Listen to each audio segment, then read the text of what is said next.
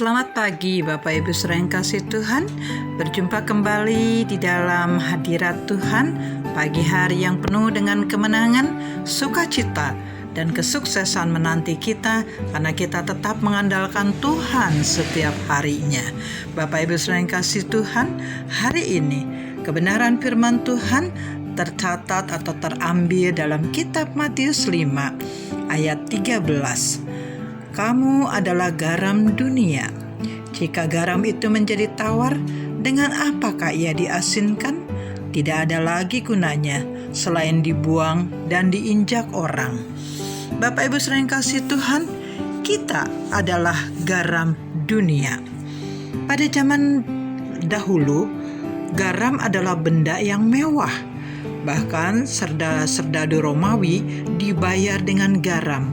Sebelum Indonesia mengenal jenis mata uang, baik kertas maupun kepingan logam, garam sudah dikenal sebagai alat bayar dan juga alat barter. Mungkin saja pada waktu Yesus berkata, "Kamu adalah garam dunia," para pendengarnya mengartikannya sebagai alat bayar. Pada zaman itu, apakah hanya sebatas alat bayar atau barter saja?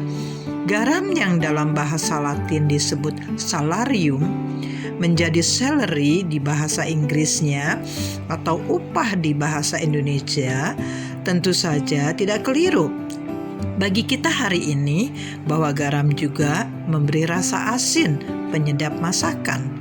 Namun jika mencermati narasi khotbah Yesus di bukit, kita percaya bahwa Yesus ketika menyebut garam sedang menekankan kualitas kehidupan para pengikutnya.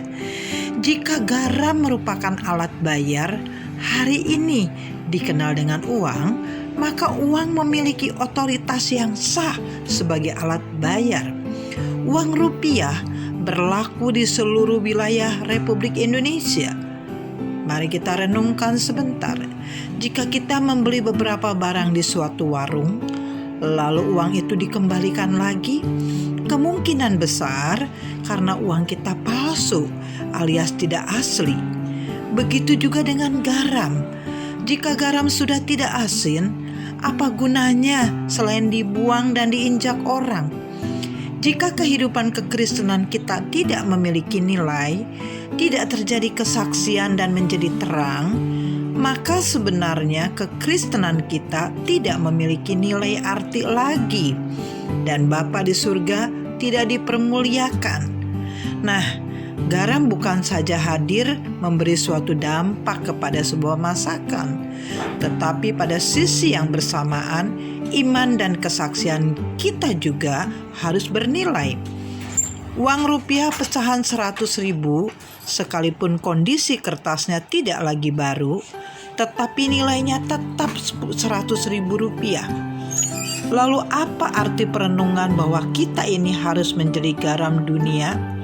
Apakah dunia melihat dan mengakui bahwa kita sebagai pengikut Kristus adalah salarium, salary, upah yang memiliki arti dan selalu dibutuhkan?